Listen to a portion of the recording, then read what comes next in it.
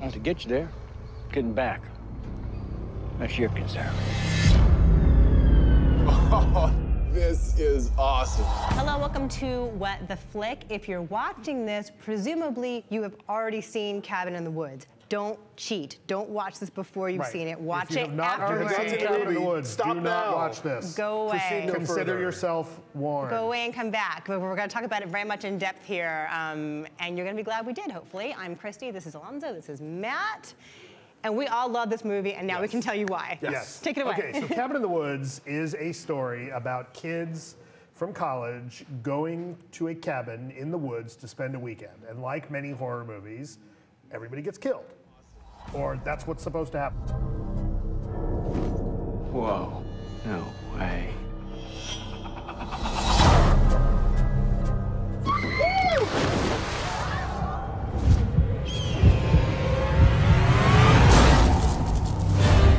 This redneck zombie pain family. Torture family. Torture family comes back from the dead and starts stalking him and killing them all one by one. But there's so much more to it than even that, because the movie really starts with Richard Jenkins and Bradley Whitford like doing kind of standard office gossip. Aaron Sorkin dialogue. Aaron Sorkin type dialogue, and you don't really know what's going on, and then the title comes up. It's so right? great. Like It's with the so screamy title fucking comes up. funny. And then as things are happening in the movie with the kids, they keep cutting back to Jenkins and Whitford, and you're not really sure why, but then you start to realize they're kind of calling the shots. They're the puppet masters. They're the ones who are manipulating the whole situation. They're manipulating the whole situation. And okay, so you kind of go along with that. And then as the movie progresses, it turns out that they're manipulating the situation for a very kind of fearsome and disturbing reason. And so you get all kinds of crazy twists and turns. And again, if you haven't seen the movie and you watch this, Shame on you. Yeah, no, I did not see anything coming. I did not know where it was going ever. Even like the absolute last thing with Sigourney Weaver, I didn't see that coming at all. Like nothing about it. Although I have to say, and again, this is not this movie's fault because of legal studio bankruptcy things, it's been on the shelf for 3 years. The Sigourney Weaver appearance at the end would have had more punch if Paul hadn't have already happened. Because she does the same thing in that movie. I mean, like as soon as I heard her voice, I was like, oh, it's going to be Sigourney Weaver.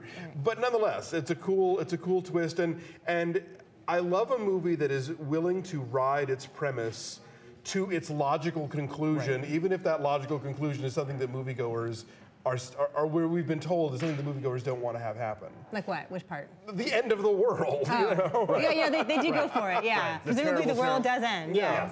No, I love where you take an idea to its ridiculous extreme like this, right? Like I'm a big fan of movies like this. I think that we've seen some of what this movie does get played around with in other films, most notably Scream. Sure. That does it better though. But it does it better than Scream because it adds a different aspect to just the slasher and Scream. You know, we've seen a little bit of this in Funny Games. Where you know the characters turn to the camera and change what your expectations are. Right. There's a little bit of Evil Dead in this, in that you know the comic timing and the cabin thing, the awareness. They unleash of, something in a cabin. Right. But that being said, like there's a lot of treats in here. If you know your horror movies, there's references to The Strangers, references to Anaconda, all kinds of. I mean, well, you know, and Hellraiser. Yeah, that whole basement is like one. It's like a catalog of it's movie a curiosity monsters. shop of genre, you know, conventions or whatever. But yeah, but what's cool about the idea is that it takes the Scream idea of sort of self-awareness and the tropes of horror movies and the character types, and then takes it to the next level of like, well, here's why they exist, and here's what they've been accomplishing all along, and you know, I was totally surprised and delighted and didn't see things coming and just was.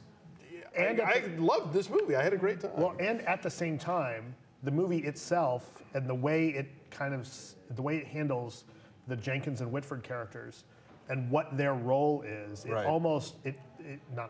becomes a treatise on the state of horror cinema. But it also it forces us to examine why it is that we love these kinds of movies, why we return to them repeatedly. Because they're stand-in for us. Right, and they talk about, you know, what's expected in these stories, what the requirements are, what, along the lines of what Scream does, and then they talk about what the audience expects out of this, right, and what you have to do. And in a way, it almost kind of calls out people's responsibility for their participation in this whole thing. Like, if you like these movies, are you being callous? Are you not caring about the sanctity of human life? And you could even sort of read into this like the whole, the last 10 years of these two pointless wars where, like, all these lives have been needlessly sacrificed. I mean, you could go there if you wanted to with this movie. Not that it bludgeons that point home or does it in any kind of sort of dreary way, but it does kind of call out the idea of responsibility for, who is sending these lambs to the slaughter, and are there reasons for doing it,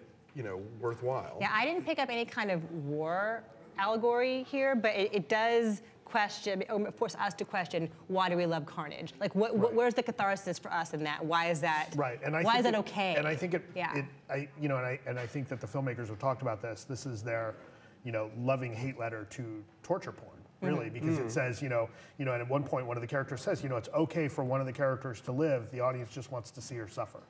I wonder what Eli Roth thinks about this movie, because Cabin Fever is so much like this movie. I mean, so much like, Evil Dead. 5 friends go into a cabin in the woods and bad things happen to them.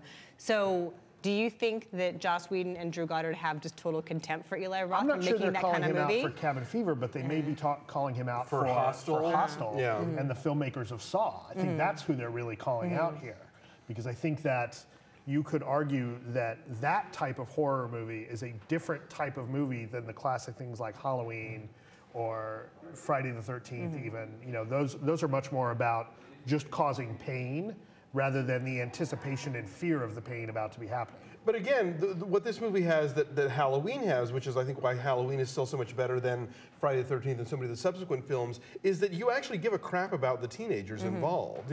I mean, like, in Halloween we get not only Jamie Lee Curtis, but like the PJ Soles character. Like, these characters feel three-dimensional. They feel like girls that you would know and would like to know. And it's the same with the characters here. They're funny and they're smart and they're kind of oddball and whatever. So it's not just like faceless hot teen being sent to the to the abattoir. Well, and I love that especially when and one of the things I love is that as writers they acknowledge that you can't write overly smart characters in a horror movie. When the teenagers start acting smart and start doing have things, to drug them. It's like, oh wait, we can't let that happen. Like, we have to actually dumb them down. Right, or make them feel sexier so they're distracted. Right, or right. Yeah. Oh no, they can't stick together. We got to boot up the alpha male thing. So it's sort of like retrofitting horror movies to explain why is there always the girl who lives and why is there always And yet we're making it sound like it's very intellectual and very eggheady, and it's very fun. It's very darkly fun, hilarious. Yeah. Right. So anyway, so we all loved it. Anything else? Fran Kranz is great. We should mention real fast. He's the stoner and gets all the best lines in this. And is now on Broadway doing Death of a Salesman with Philip Seymour Hoffman. So he'll be fine. What is that thing? We have to stay together. This isn't right. We should split up. Yeah, good idea. Really? And Buffy fans, Tom Lenk has a fun appearance as well. There you go. So our numbers are really high. We're all giving it a 9, which means our average is a 9. Even I knew that. So please enjoy. Hope you enjoyed this. If it was beneficial for you, great. If not, we all sounded kind of smart for a second or two. Thanks. Bye.